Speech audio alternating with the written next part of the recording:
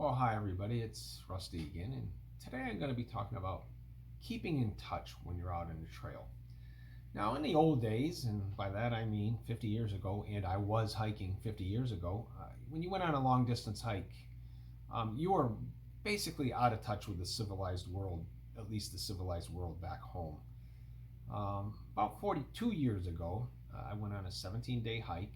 It was open ended, didn't know how long it was actually going to be. But during that time, I only made two phone calls. One was to my sister about halfway through the trip, and the other one was to my parents to ask them to, please come pick me up. I was done hiking.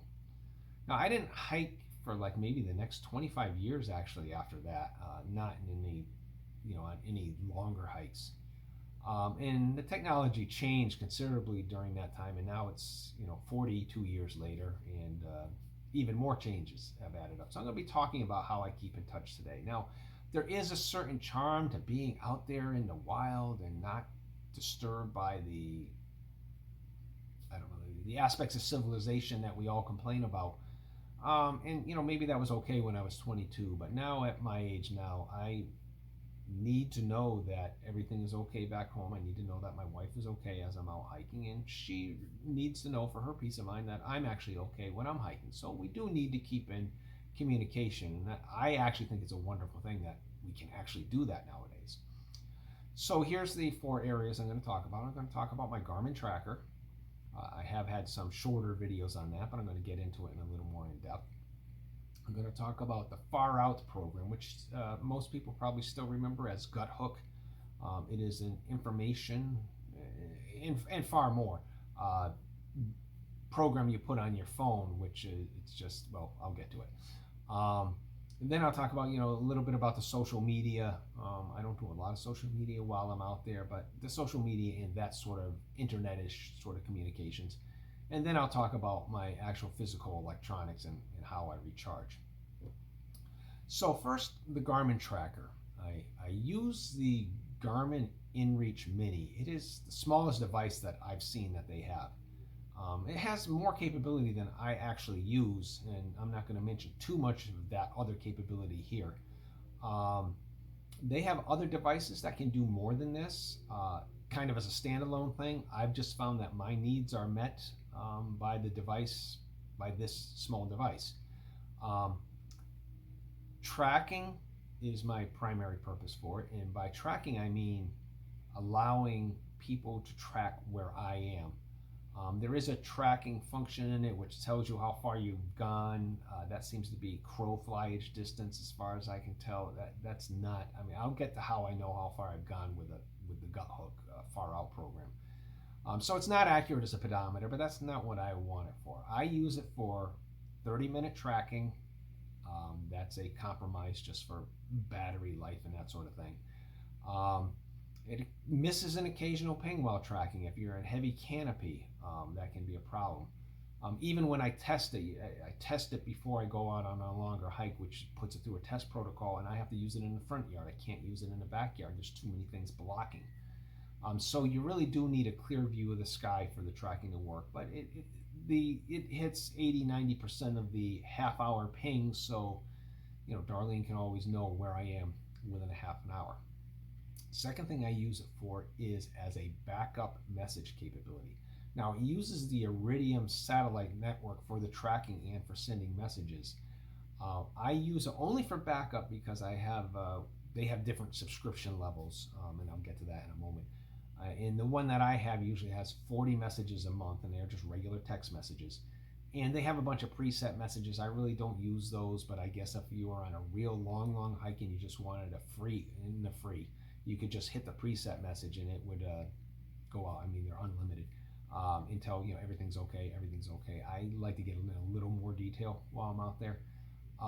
But I use this messaging if I can't get a message out on my phone, which means I'm in an area where I don't have 4G or 3G, or even sometimes 1X is enough for me to get a message out. So if I need to do this, the messages that I give are very concise. Darlene and I have a protocol where she acknowledges that she got the message and tells me in that same message as much information as I may need to know what's going on at home. because we can't have a lot of back and forth, with only 40 messages a month. um, we want to preserve messages as much as possible. Now, I only have to use that capability maybe once a week when I'm not able to text out to her from whatever campsite I'm at. Um, the third thing I use it for, or the third thing I have it for, is the SOS capability. I hope never to actually use it, but it's peace of mind that it's there. Um, my biggest problem with it is actually remembering to turn it on. So I've added something to my routine where my watch will beep at me at 7 a.m. every morning and just turn it on, whether I'm ready to leave camp yet or not. Just turn it on and make sure that it's attached to my pack. It does Bluetooth to an application on my phone. Um, it is easier to message, to text with that, because using just the device itself, it's one of those things where you got a little keyboard and you're driving around with the up and down buttons and trying to get to all the letters. It's like take forever to get a message out. At least when I Bluetooth it to my phone, the program there just has a regular keyboard type of situation, just like texting with your through SMS or whatever. So that application is useful. Now, it can also tell me exactly where I am, kind of relative to the trail, but I actually use something else for that. So I don't use that for locating myself as much. I'll get to that, how I do that. There is a web application. You go through Chrome or whatever web browser you use from your home computer, and they can log in, and there's a picture here. My friends and family can log in and they can zoom in, zoom out, zoom way in so they can actually see the terrain, because it changes to like a Google Earth sort of aerial view. Zoom out, see how far I've gone, see where I am, make sure like, hey, he hasn't moved in 3 days. Maybe the maggots are eating him or something. So that's they can tell where I am. And the subscription, the one that I get, is $35 a month, suspendable with the months that I'm not hiking. So it's not like I'm spending, that would be $420 a year. No, I'm spending about half that, because for 6 months out of the year, I'm not doing overnight hikes where I would need this. But it gives my wife peace of mind. She knows that I'm okay, and I have a way of contacting her in an emergency, and that I have this insurance of the SOS button. And it gives me the peace of mind knowing that I can understand that everything's okay back at home. Okay, the next thing I use is the Far Out program, or formerly known as Gut Hook. It is an application on my phone. I actually don't need to have 4G service to use it. It uses the phone's GPS for locating me. So if I stumble off the trail, I can actually look at my phone and figure out which direction I have to turn to get back to the trail. So that's why I say I don't use the Garmin tracker to keep me on the trail. I use this program if I'm on a poorly marked trail, for example, or a poorly marked section of trail, which occasionally happens out on the Appalachian Trail. I can follow it with this program. So it uses the GPS that's in the phone. It also will list water sources, shelters, campsites, hostels, resupply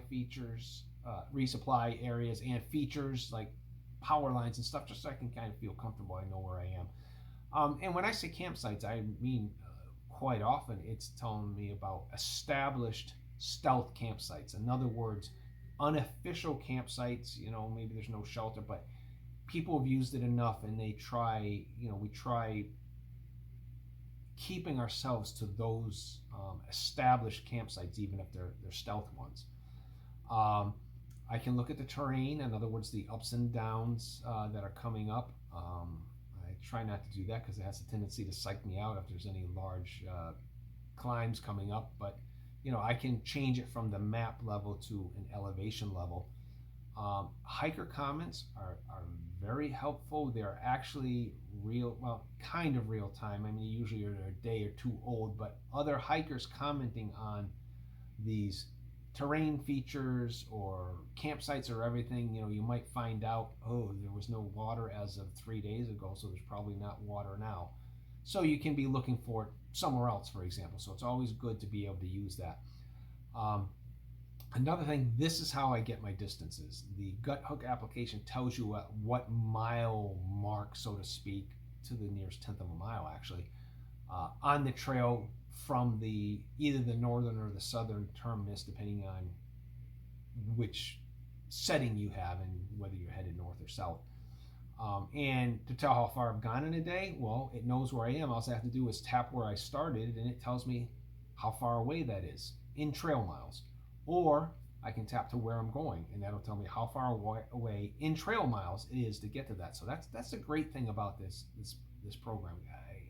It tells me my progress. It can tell me how many miles I've gone, how many miles I have to go. So let's talk about social media.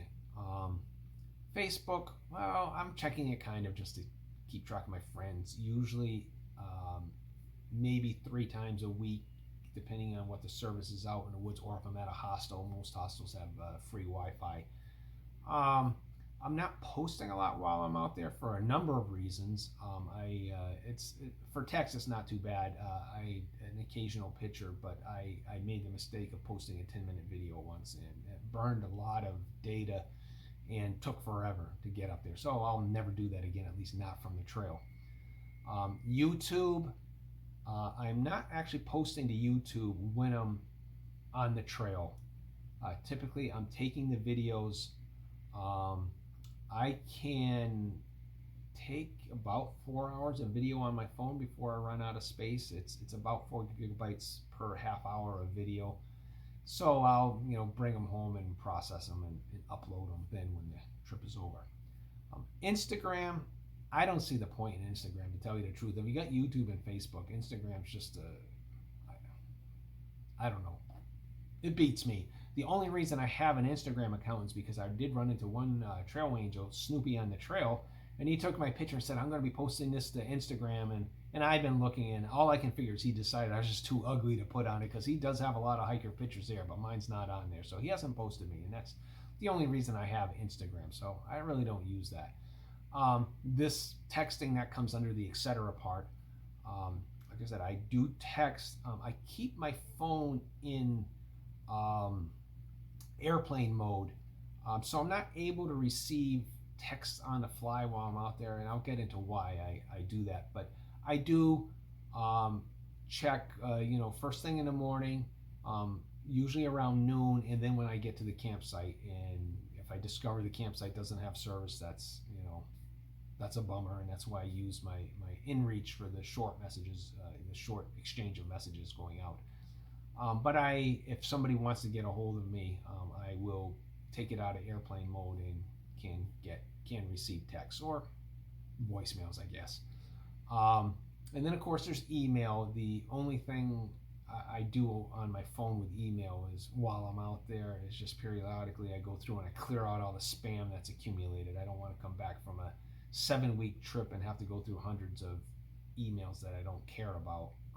Unfortunately, the longer you have an email account, the more your address gets sold on the black market, and the more junk you just start to get. So that's what I do with the email while I'm out there. So really not a lot of social media, except maybe reading more than posting while I'm actually out on the trail. So for the electronics, I bring a 28,000 milliamp hour recharger. Now, why don't they just call it a 28 amp hour recharger? It beats the bejesus out of me, but this is what it's called, and it's actually pretty good. I recharge every night at camp, basically. At least, definitely the Garmin. I just don't want to take a chance of that ever running out. It only uses about 10 to 15% power per day. I do turn it off overnight. There's no reason for it to keep pinging from inside my tent, where it's not going to get a signal anyway. So I turn it off overnight, but I do make sure it starts the day charged. My phone, I may use between 15 and 20% per day. Again, I put it in airplane mode to preserve battery. What I learned was, don't turn it off, because it is my camera. And I was out in the backwoods of Maine, and I came across a girl moose. And this was when I had an old Android, and I actually kept it turned off. So I had to turn it on to take a picture, and it took time to boot up. It made noises. And the girl moved. She said, "Look, if you can't take my picture in like 30 seconds, I'm out of here." So she trotted off. So I didn't get to get a picture of the moose. So you just have to believe me that I came across a girl moose while I was out in the woods of Maine. Um, Airplane mode is a good compromise. It battery power doesn't drain too fast. The only problem is sometimes if I'm checking in the morning and I forget to put it in airplane mode, then I drain it down, and that's gets me a little upset. Um, I did find a set of earbuds in a top drawer here. It actually belonged to Darlene and her phone, and she doesn't use them, so I'm going to start bringing them with me. A lot of people wear earbuds while they're hiking. I don't know. Everybody's different. That's just not something that I'm going to do. I'll probably use them maybe to listen to some music and help me sleep at night. But I won't be using the earbuds while I'm hiking. For one thing, they get all sweaty and nasty just because that's just the way I am. But everybody's different. I mean, I see through hikers who are smoking cigarettes while they're out there, and like I don't know. I mean, I don't even know what to say about that. I don't even know how to react to it. So what I do is at night I just recharge everything, get everything back up to full. The 28,000 milliamp recharger could probably recharge my phone 6 to 9 full times before it runs out, and it has to be recharged. So I recharge that whenever I get to a hostel or a hotel, or a lot of times at state and national park campgrounds, they'll actually have electrical power. Usually you can find it in the bathroom or something. I'll go in there, plug in my phone, find some discreet place to put it. I don't think anybody's ever going to steal it in those circumstances. But you can reach, or even if I don't recharge the phone, I can recharge the charger there, and get that up to full power. So this is what I do in order to keep in touch at home. Thanks for listening.